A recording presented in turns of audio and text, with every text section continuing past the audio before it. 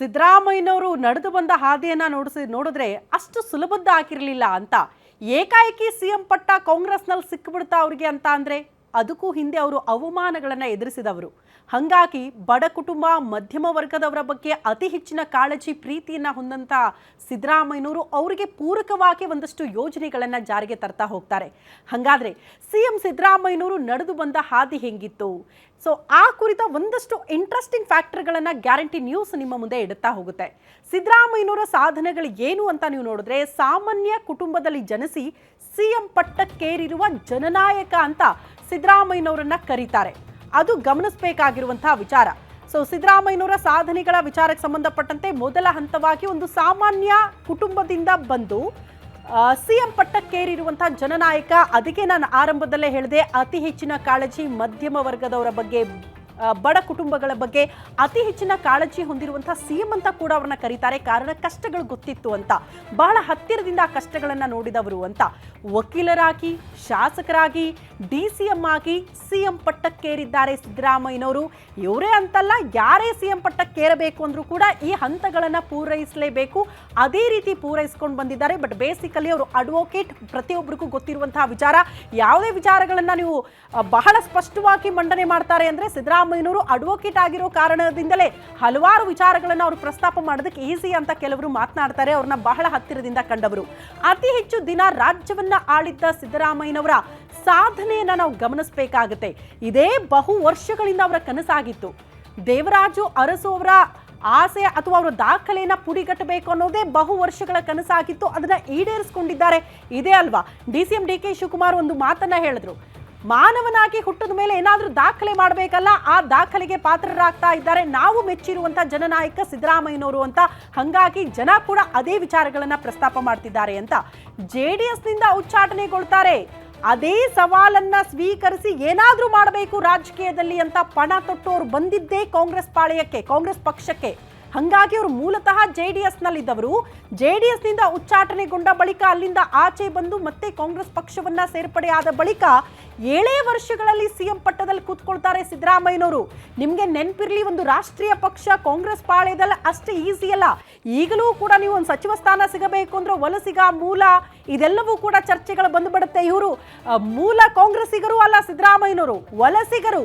ಆದ್ರೂ ಕೂಡ 7 ವರ್ಷದಲ್ಲಿ ಅವ್ರನ್ನ ಸಿಎಂ ಪಟ್ಟದಲ್ಲಿ ಕೂರಿಸೋದಕ್ಕೆ ಕಾಂಗ್ರೆಸ್ ಹೈಕಮಾಂಡ್ ಮನಸ್ಸು ಮಾಡುತ್ತೆ ಅಂದ್ರೆ ಅದು ಅವರಿಗಿರುವಂತಹ ಶಕ್ತಿ, ಅದು ಅವರಿಗಿರುವಂತಹ ತಾಕತ್ತು, ಅವರ ಬೆನ್ನಿಗೆ ಇದ್ದಂತಹ ಅಹಿಂದ ಶಕ್ತಿ ಅವ್ರನ್ನ ಸಿಎಂ ಸ್ಥಾನದಲ್ಲಿ ಕೂರಿಸೋ ಮಟ್ಟಿಗೆ ಕರ್ಕೊಂಡು ಬಂದಿದೆ ಅನ್ನೋದನ್ನ ಗಮನಿಸಬೇಕಾಗುತ್ತೆ. ಕಾಂಗ್ರೆಸ್ನಲ್ಲೇನು ಘಟಾನುಘಟಿ ನಾಯಕರಿರ್ಲಿಲ್ವಾ? ಎಲ್ಲರೂ ಕೂಡ ಘಟಾನುಘಟಿ ನಾಯಕರುಗಳೇ. ಅವರೆಲ್ಲರನ್ನ ಕೂಡ ಹಿಂದಿಕ್ಕಿ ಸಿಎಂ ಪಟ್ಟದಲ್ಲಿ ಕೂತ್ಕೊಳ್ಳೋದು ಕೂಡ ಅಷ್ಟು ಈಸಿ ಆಗಿರಲಿಲ್ಲ ಸಿದ್ದರಾಮಯ್ಯನವರು. ಗೊತ್ತಿಲ್ಲಪ್ಪ, ಕಾಂಗ್ರೆಸ್ ಹೈಕಮಾಂಡ್ ಮನಸ್ಸನ್ನ 7 ವರ್ಷಗಳಲ್ಲಿ ಗೆಲ್ಲೋ ಮೂಲಕ ಸಿಎಂ ಪಟ್ಟದಲ್ಲಿ ಕೂರುವಲ್ಲಿ ಸಿದ್ದರಾಮಯ್ಯನವರು ಯಶಸ್ವಿ ಆಗ್ತಾರೆ. ಕಾಂಗ್ರೆಸ್ ಪಾಳ್ಯದಲ್ಲಿ ಅಷ್ಟು ಈಸಿ ಅಲ್ಲ ಆ ಸಿಎಂ ಪಟ್ಟದಲ್ಲಿ ಕೂರೋದು.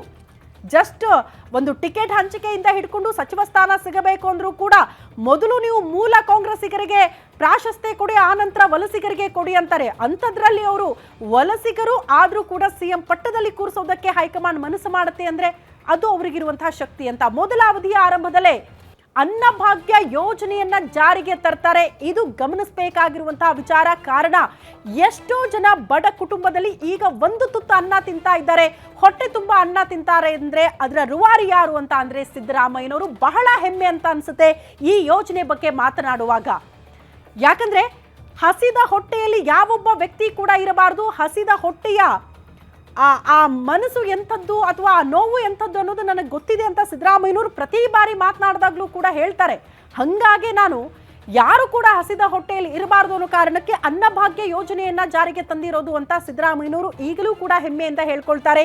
ಜನ ಕೂಡ ಅದನ್ನ ಹೆಮ್ಮೆಯಿಂದ ಅಪ್ಪಿಕೊಂಡಿದ್ದಾರೆ, ಒಪ್ಪಿಕೊಂಡಿದ್ದಾರೆ ಈ ಯೋಜನೆಯನ್ನ. ಅದು ಗಮನಿಸಬೇಕಾಗಿರುವಂತಹ ವಿಚಾರ.